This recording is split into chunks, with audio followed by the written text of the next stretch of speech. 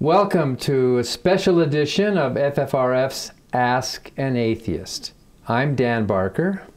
And I'm Laurie Gaylor, and we're co-presidents of the Freedom from Religion Foundation, which is the nation's largest association of free thinkers, and that includes atheists and agnostics. We have more than 29,000 members in North America. FFRF not only educates about non-theism, but we also work as a state church watchdog to keep religion out of government. And that leads us to our special topic today, a report on a historic secular conference in late July this year that we attended in London, and which the Freedom from Religion Foundation co-sponsored. And it was called the International Conference on Freedom of Conscience and Expression in the 21st Century. It had a hashtag of, "I want to be free." The slogan of the conference was freedom of conscience and expression. And that includes the freedom to reject and criticize religion. It was historic. The conference was amazing. It was the largest gathering of ex-Muslims in the world. There were over 220 participants. It was sold out, and they represented 30 nations, many of them Islamist or Muslim-dominated countries. And we want to express kudos to Ann Namazi, who is the prime mover and shaker behind the conference. She's on the board of Ex-Muslims of Great Britain and One Law for All, and she is part of a revolutionary long-running TV show called Bread and Roses that is feminist and free-thinking, and it's piped into Iran, Maryam's country of origin. Let's listen to a short clip of Maryam introducing the conference. I think it is really important for us to defend the right to leave and criticize Islam, especially when we can be killed for it. In 13 countries under Islamic rule, atheism is a crime that is punishable by death. Because when you can be killed for it, the only way to resist, one of the only ways, is to do it publicly and to celebrate the fact that you're not allowed to do it, to celebrate it, to fight for it until it becomes normalized. It's important for us to remind the world that rights do not belong only to the religious. The freedom of conscience includes, of course, the right to religion, but it also includes the right to reject religion. Because isn't it racist to say that people who come from the Middle East, from North Africa, from South Asia, from the diaspora, people who come from Muslim families, that we don't also have the right to think and live as we choose? Of course we do. We can fight against racism. We can fight against Muslim profiling. We can fight for the rights of refugees. And we can fight for the right to leave and criticize religion, and especially Islam, without fear, without threats, and without intimidation. We call on the world to join us, to support us, or step aside and let us do our work. It was amazing. She is an amazing person. And you can meet Ann Namazi in person. You can hear her full speech in this country on Friday, September the 15th, here in Madison, Wisconsin, at the start of FFRF's 40th annual convention, where Maryam will be the first FFRF's recipient of a $10,000 award, the Henry Zumack Freedom from Fundamentalist Religion Award. So this edition of Ask an Atheist, in this edition, we just want to give an overview and share some of the flavor, some of the excitement of this historic conference. There were panels on secularism as a human right, which I was on, women's resistance, the veil and religious morality, which I had the pleasure of chairing with an amazing group of mostly ex-Muslim women. And I got to chair a fun panel. It was called Out Loud and Proud.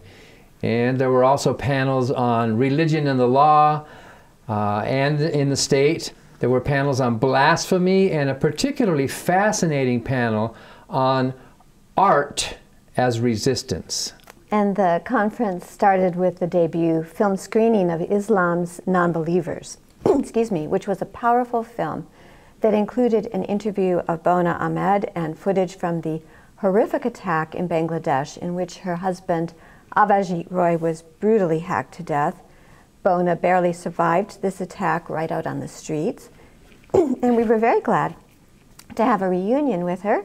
She is working on a memoir, and Bona was recipient of FFRF's first Forward Award at our 2016 convention, and we're working with her via Non-Belief Relief to help save atheists in Bangladesh or other countries where they are on death lists. And we have a little footage from Bona's appearance. Another problem with religion is its claim to the ultimate truth. It's not only that it's untestable, it is extremely divisible. My God is the only true God. You are a sinner if you do not believe in my God. I can kill you if you try to live my God. I have lived through it.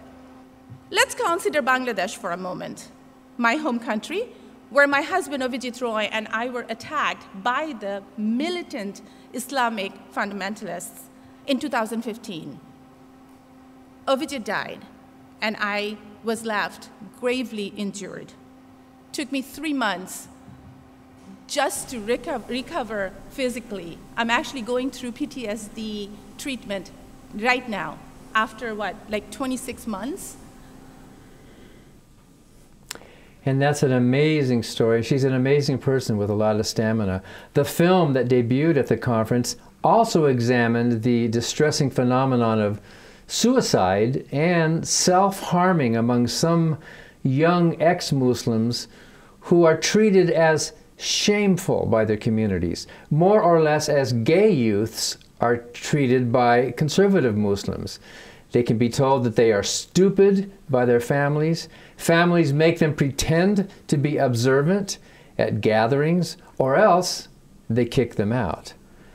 On the bright side, what was really eye-opening to us was the youthful attendance at this conference. Most of the ex-Muslims were in their 20s or 30s, such as Sarah Haider, co-founder of Ex-Muslims of North America. And so we'd like to introduce you to some of the diversity of activists, and many of them are founders of groups for atheism or secularism, despite the opposition in their home countries. And as a founder of the Freedom from Religion Foundation, I was particularly impressed with their courage and dedication to found these groups in what may be life or death situations. It was a pleasure, for example, to meet Zira Pala again. Zira is the president of Atheism Association of Turkey, the first legally recognized atheist organization of the Balkans, Middle East, and Muslim-majority countries. Their group focuses on protecting freethinkers, human rights, the right to be atheist or irreligious. Their slogan is, "No atheist will be alone anymore, in the courts or in the streets." And we want to show another young, amazing activist that we just interviewed on our radio show, Free Thought Radio, and that is available at our website and various podcast mediums if you want to hear it. This is Noura Mbabi, and she is president of the group Muslim-ish, and that's Muslim-ish. Noura is an Egyptian-American ex-Muslim based in New York City, and Muslim-ish is dedicated to creating a safe environment for the exchange of ideas among current and former Muslims, striving to abolish blasphemy and apostasy laws across the globe. And then there was Satya. She's a British artist and an ex-Muslim. She was on the panel about the veil, Laurie's panel. She was one of the few panelists who said outright, ban the burqa, which is in fact banned in many predominantly Muslim nations, as well as in France. She was born to a Pakistani Muslim father and is an atheist. She has a master's degree in political science and economics with specialization in gender from Birkbeck University. She was one of the first women in the world to be signed to a major label as a record producer, and she became the first female member of the British Record Producers Guild. Her work's been sequenced to film and TV by companies such as Miramax and University Pictures. And she was the music producer of a Unite Against Racism campaign in the UK, a very fascinating woman.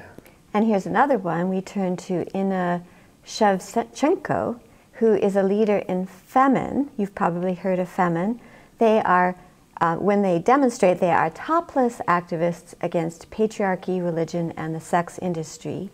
And Inna was kidnapped and threatened by the Belarus KGB in 2011. She was given political asylum in France in 2013. She was the main inspiration for a new French stamp depicting the iconic Marianne. Inna was speaking at a conference in Copenhagen in February 2015 about the illusion in Western Europe that people can fully enjoy freedom of speech when a terrorist opened fire in the lobby of that cultural center. After surviving the attack, Inna said, "Liberal voices should be louder than Kalashnikovs." And this young woman, Fauzia Ilyas, she's the founder of Atheist and Agnostic Alliance Pakistan, where the state religion is Islam and where apostasy leads to death. She's been subject to several death threats. In 2015, Fauzia sought asylum in the Netherlands. She won an Atheist of the Year award this year in Warsaw. And I asked Fauzia how many members they have now in Atheist and Agnostic Alliance of Pakistan, and she told me very proudly, 22. They're very far-flung. And I remember when at the Freedom from Religion Foundation, we had just 2 members, my mother and myself, and when we just had a handful, like 22. So I'm sure that this movement will grow in Pakistan.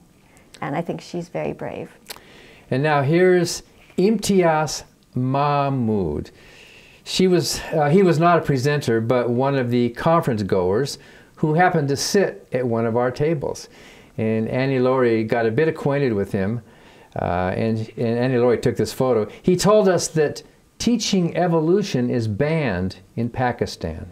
And that, ironically, I think would make many fundamentalist Christians in this country very happy. To actually... Yeah, they'd like to ban evolution as well. Any kind of scientific teaching. Now, here's one of our favorite couples. This is Armin Namazi. He's the founder of Atheist Republic. It's an online community and has about 1 million followers for his various podcasts and his website. And here he is shown with his wife, Charlene, who was originally from the Philippines. Armin is a former Muslim from Iran.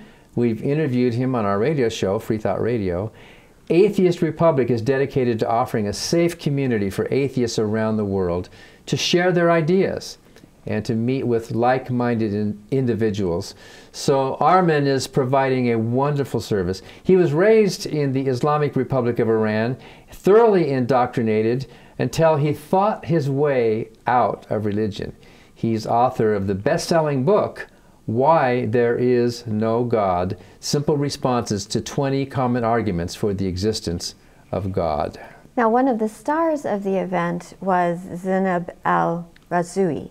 And Zineb is a Moroccan-born French journalist, and the slogan, "Rien n'est pardonné," nothing is forgiven, describes her experiences. She happened, fortunately, to be absent from the office of Charlie Hebdo on the day of that murderous attack. She, therefore, of course, survived. She became one of the most protected women in France subsequently. She was a columnist at that time for Charlie Hebdo magazine. She happened to be in Morocco on January 7th, 2015, when the terrorists burst in and murdered her colleagues. She has written several books, including one that in translation is titled Destroy Islamic Fascism. And she's a passionate critic of Islam, a prominent secularist and human rights campaigner. And here's a little bit from her speech. Fortunately, that day I was not there. I was in Morocco, and so 8 of my colleagues were killed among 12 people. And I thought at that time that this was the worst thing that could happen. Actually, Sharb, who was the editor-in-chief of Charlie Hebdo, he had a contract on his head of Al-Qaeda, not very expensive contract. Huh? It was like something like $250,000. So we were joking about that in the newspaper, and You know, he was, Shab, his war cry was Allahu Akbar. He was always saying Allahu Akbar at the newspaper, and we were telling him, Shab, stop, please, because the day they will come to kill you, will not know if it's a joke. And that's exactly what happened. When the Qashi brothers came, they just screamed Allahu Akbar twice before killing him. I believe that there is no way for us to get rid of dictatorships if we don't get rid also of superstition and religious dictatorships. For me, it goes together. But I'd like to turn to some of the lighter moments at the conference, and there were a lot of light moments. It was highly celebratory. There was a lot of laughter, a lot of good food. There was an open bar in the afternoon, which I think was more or less to spit in the eye of the Islamic prohibition against alcohol. There was a lot of camaraderie. Here's a new friend we met. I think there's a photograph coming up. Oh, here's and then some old friends. Here's Michael Nugent. He's co-founder of Atheist Ireland. He's there on the left. And then next to me there is the singer, Shelley Siegel. She's Australian-born, lives in California now. She entertained us at the conference, and her new husband, Rob, who played the guitar.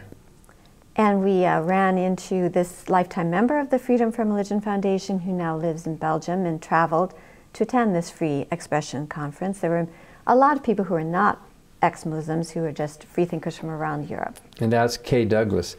Richard Dawkins is shown here with us and with a Kurdish woman who now works with the battered women in the UK. And here we are with Bona Ahmed.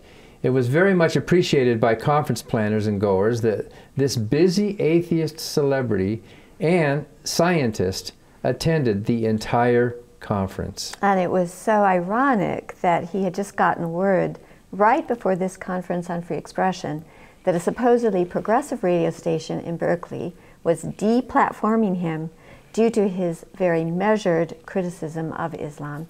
So he spoke about that during his panel.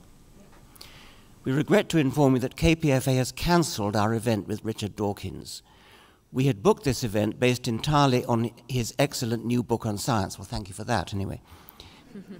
When we didn't know he had offended and hurt in his tweets and other comments on Islam so many people. KPFA does not endorse hurtful speech. While KPFA emphatically supports serious free speech, we do not support abusive speech. Pause for hollow laughter. We apologize for not having had broader knowledge of Dawkins's views much earlier. We also apologize to all those inconvenienced by this cancellation. Your ticket purchases will automatically be refunded. Well, of course I value free speech, and I don't, but I actually rather resent it being implied that I used abusive speech. I think I'm always really rather polite. Yes, of course, Dawkins is usually quite polite, and when you criticize religion, you get accused of being anti-religionist. That was quite a dramatic moment there. There were many dramatic moments, including on the panel that I chaired, Muhammad al-Qadra.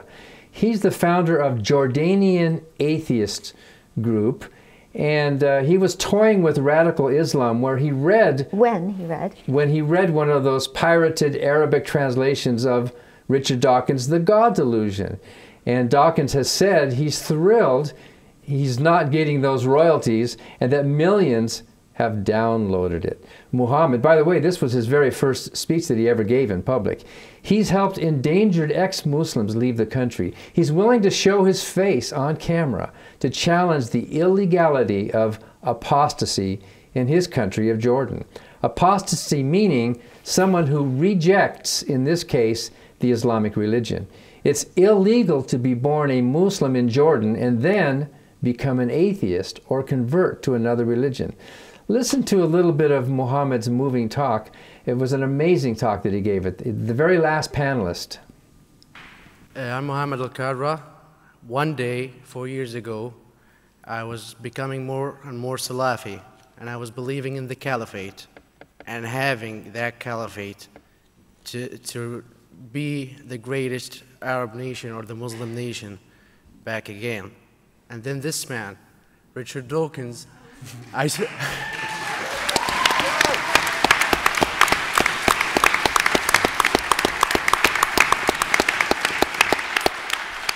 I found a YouTube video of him, and then I began to learn and learn more. And then I woke up. To be able to wake someone up, that's what stands for being out loud and proud. This is obvious. The dogma itself causes this, and you need to fight it. I don't care how. I know you are secular people, you're free thinkers, you're humanists, you want to harm Muslims, but you need to fight the religion. I don't care about the names. All I hear from the Council of Ex-Muslims is Islamist and political Islam, and we're trying not to face the fact that Islam itself is the virus.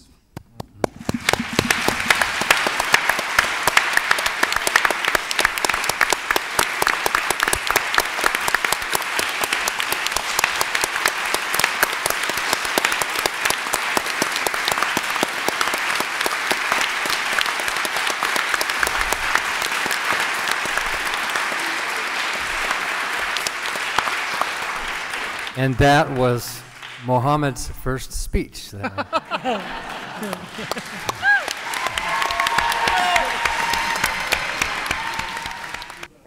And besides Richard Dawkins, another eminent British atheist philosopher and author attended the conference, A.C. Grayling, whom we've also interviewed on Free Thought Radio. And like Dawkins, he's a very charming, personable celebrity. And a number of activists were honored, but we were pleased that the conference honored not Dawkins and A.C. Grayling as well. And we think this clip of A.C. Grayling is a nice way to conclude our snapshot coverage of this memorable conference. If you look across the landscape of history, you see that in all those times and places where people were able to think freely and to express themselves, to debate, to discuss, to share ideas, there's been genuine progress. And in all those places and times in history where people were shut up because of the imposition of an orthodoxy, because they weren't allowed to say anything that was out of line with some deep tradition, if they ever challenged or impugned the authority of people who thought they had the truth and monopoly of the truth, what we saw was stasis and oppression. Freedom does depend on free thinkers. Blasphemy is a victimless crime. Bertrand Russell noted, every great idea starts out as blasphemy. But in today's world, there are still many countries with blasphemy laws, including, surprisingly, not just Islamic nations, but the Republic of Ireland. And there are some European Union countries toying with blasphemy laws in the guise of anti-hate laws. And we at FFRF, we get accused of blasphemy all the time, even though blasphemy laws violate our First Amendment. The concept is still lingering and still simmering here in the United States of America. And what is truly horrifying, as Ann Namazi pointed out at the start of the conference, is that atheists and religious skeptics can be executed in at least 13 nations: Afghanistan, Iran, Malaysia, Maldives, Mauritania, Nigeria, Pakistan, Qatar, Saudi Arabia, Somalia, Sudan, the United Arab Emirates, and Yemen. And I want to say, as a digression, that the Freedom from Religion Foundation and Non-Belief Relief, Dan, we just gave $5,000 to a woman named Lubna, who was brought over from Iraq by the State Department because her life was in danger because she was on a podcast on the Dave Rubin show criticizing the Muslim religion as a feminist and atheist. And the State Department helped get her out, and we helped, and so is Center for Inquiry. And Non-Belief? So that's the Non-Belief Relief is an arm, a charitable arm that was created by the Freedom from Religion Foundation, and we're working with Bona Ahmed on that. So this is a very real thing, and those of us in the United States who are safer cannot sit tight and not get involved in when atheists are being jailed and put to death for their atheism. And we've also seen in some other countries that atheists have not only been murdered, but they have been jailed in countries like Egypt and so on. So the real antidote to this, of course, is freedom of conscience. Freedom of conscience is a human right. And the message at this conference in London that we went to is the same message of the Freedom from Religion Foundation, which is that the only way to ensure freedom of conscience is to ensure that governments are secular and civil and free from religion. We hope you will join or support FFRF or support these global efforts worldwide to promote freedom from religion. Thanks for listening to this special edition of Ask an Atheist. We'll be back next week with a Facebook Live version of FFRF's Ask an Atheist on Wednesday, August the 23rd at noon Central Time.